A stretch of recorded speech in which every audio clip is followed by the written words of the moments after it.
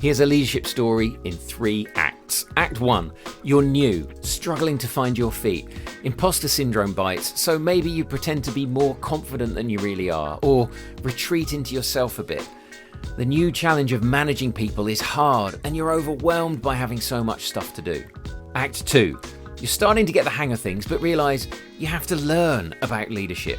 You're picking things up as you go, but to progress, you need books, videos, training and mentoring to figure out what really matters.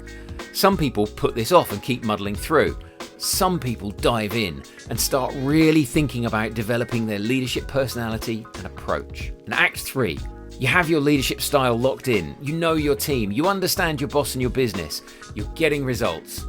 So you get promoted and suddenly you're back in Act 1 again. It's a repeating cycle of start fresh, level up your leadership, level up your career. Whichever act you're in, I want to help. You can grab a free leadership upgrade pack at bencosh.com, subscribe here for more videos on leadership, and watch this one next.